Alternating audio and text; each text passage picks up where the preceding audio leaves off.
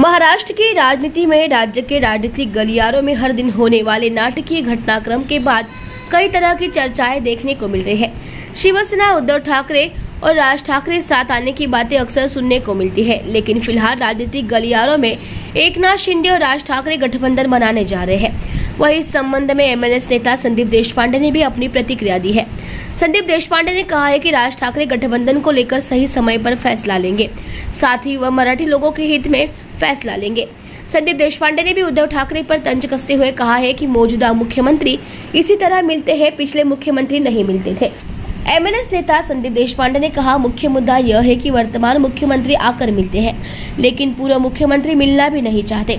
महाराष्ट्र को जो भी समस्या है, लोगों की समस्या राज ठाकरे मुख्यमंत्री तक पहुंचाते हैं। वह उनके बारे में सकारात्मक है। आखिरकार हम सभी लोगों के मुद्दों को उठाने के लिए राजनीति है, इसलिए यदि ऐसा करने के लिए कोई बैठक होती है तो इसमें कुछ भी गलत नहीं है।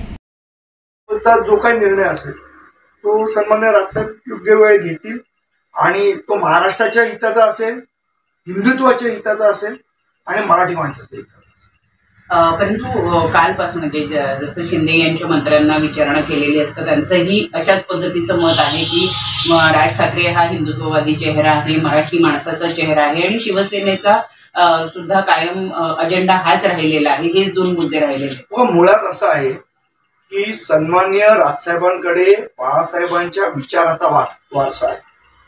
वास्तूचा वारसा असेल काही लोकांकडे, पण विचारांचा जो वारसा आहे तो सन्मान्य राजसाहेबांकडे आहे। आणि बाळासाहेबांचे विचार, त्यांची महाराष्ट्राबद्दलची स्वप्न, त्यांची हिंदुत्वाबद्दलची असलेली कास, मला असं वाटतं ही जर कोणामध्ये असेल तर ते राजसाहेबांमध्ये आहे आणि तिचं या सगळ्या जनतेला अपील होतं। आणि मला असं वाटतं की कुठलंही राजकारण करत असताना मराठी माणसाला किंवा हिंदुत्वाला यश मिळालं पाहिजे, हा प्रत्येकाचं हे धोरण असलं पाहिजे।